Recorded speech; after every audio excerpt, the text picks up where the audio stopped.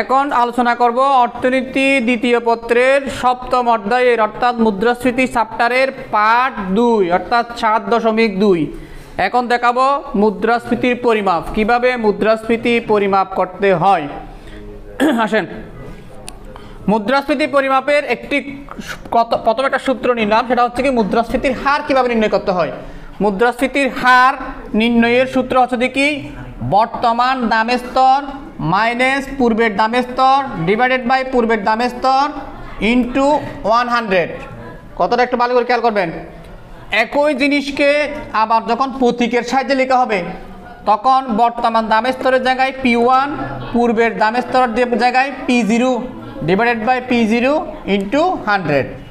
একই জিনিসকে বর্তমান দামের স্তরের জায়গায় PT মাইনাস পূর্বের দামের স্তরের জায়গায় PT minus 1 divided by PT minus 1 into 100। তার মানে তিনটাই কিন্তু একই কাজ, একই সূত্রের তিনটা রূপ।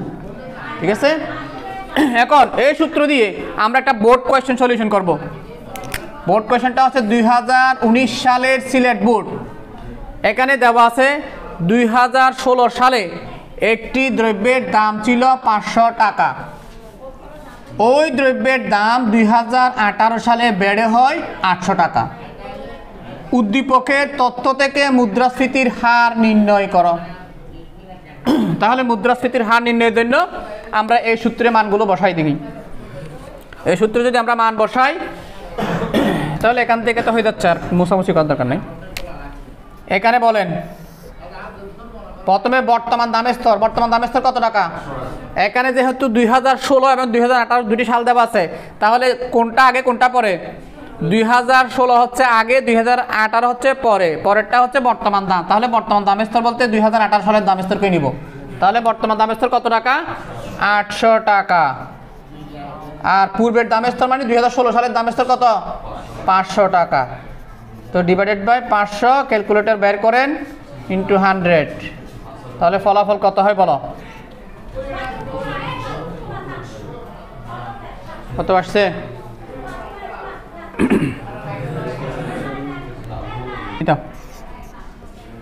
তাহলে কত পার্সেন্ট বাড়ছে, 60%। তার মানে বর্তমান দাম 800 টাকা, আগের দাম ছিল 500 টাকা, ডিভাইডেড বাই আগের দাম 500 টাকা ইন্টু 100। এই ফলাফলটা করে আমরা পেলাম 60%, মানে 60% মুদ্রাস্ফীতি।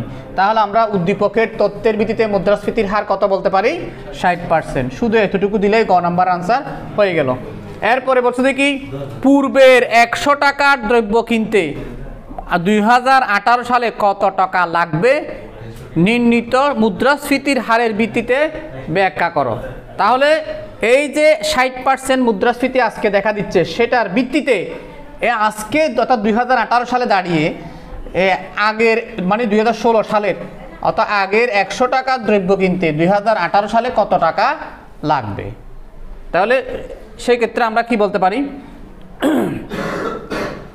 তার মানে আগের 100 টাকার সাথে এখন 60% যোগ হবে। আগে 100 টাকার সাথে কত পার্সেন্ট যোগ হবে, 60% যোগ হবে। 60% যোগ হলে তাহলে আগের 100 টাকার দ্রব্য কিনতে আজকে কত টাকা লাগবে, 160 টাকা, 160 টাকা। তাহলে এই বিষয়টাকে আমরা একটু যেভাবে গুছিয়ে লিখতে হয় সেভাবে লিখতে পারবো। তো বলবো যে কি পূর্বের 100 টাকার দ্রব্য কিনতে 2018 সালে কত টাকা লাগবে। আনসার হচ্ছে যে পূর্বের 100 টাকার দ্রব্য কিনতে বর্তমানে 160 টাকা লাগবে। ব্যাখ্যা দিয়ে বলবে যে কি যেহেতু উদ্দীপকের তথ্যের ভিত্তিতে মুদ্রাস্ফীতির হার 60%, এটা হারটা বের করে দেখাবেন। দেখানোর পর বলবেন যে কি মুদ্রাস্ফীতির হার 60% হওয়ায় 100 টাকা পূর্বের 100 টাকার দ্রব্য এখন বর্তমানে 60% বৃদ্ধিতে হবে 160 টাকা।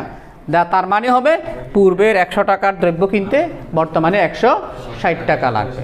থ্যাংক ইউ, পজ করে রাখ। এখন দেখব মুদ্রাস্ফীতির পরিমাপের অর্থাৎ মুদ্রাস্ফীতির হার নির্ণয়ের আরেকটা সূত্র। এই সূত্রটার নাম হচ্ছে ভোক্তার দাম মূল্য সূচক বা দাম সূচক, যেটাকে ইংরেজিতে বলা হয় কনজিউমার প্রাইস ইন্ডেক্স, সংক্ষেপে CPI। এই CPI বা ভোক্তার দাম সূচক নির্ণয়ের ক্ষেত্রে CPI সমান সমান summation PN into Q0 divided by summation P0 into Q0 into 100। এখানে সামেশন পি এন্ড Q0 দ্বারা বোঝানো হয়েছে চলতি বছরের ব্যয়, আর সামেশন P0 Q0 দ্বারা বোঝানো হয়েছে বৃত্তি বছরের ব্যয়। এবার এই সূত্রটা প্রয়োগ করে আমরা একটা বোর্ড সলিউশন করি। এখানে দেখো 2019 সালে কুমিল্লা বোর্ড একটা প্রশ্নে দেওয়া আছে, ওয়াই দেশে 2011 সালে ভোক্তার মূল্য সূচক ছিল 115। 2016 সালে ভোক্তার মূল্য সূচক বৃদ্ধি পেয়ে হয় 250। খেয়াল রাখবেন এখানে যদি মূল্য সূচক কথাটা না বলে দ্রব্যের দাম বলতো,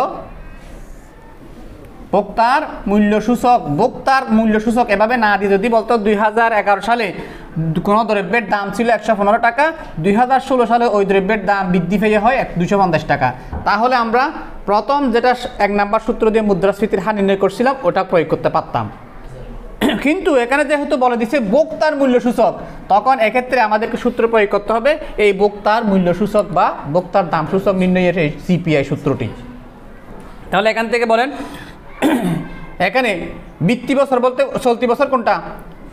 2016টা হলো চলতি বছর আর 2011টা হলো কি বৃত্তি বছর। তাহলে 2016 সালে ভোক্তার মূল্য সূচক কত? 250 টাকা, 250। তাহলে চলতি বছরে 250 আর বৃত্তি বছর মানে 2011 সালে ভোক্তার মূল্য সূচক কত? 115। তাহলে আমরা যদি এখানে মানটা বসালে কি হয়?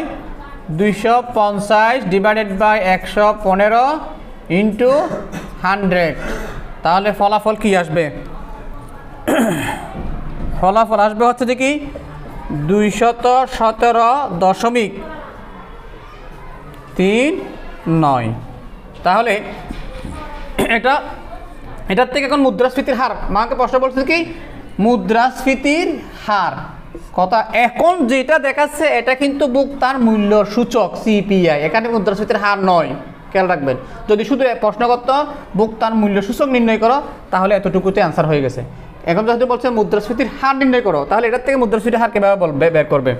এখান থেকে মুদ্রাস্ফীতির হার বাইর করতে গেলে তাহলে এখানে দ্রব্যের দাম কতটুকু বৃদ্ধি পেয়েছে? এখানে দাম বৃদ্ধি পেয়েছে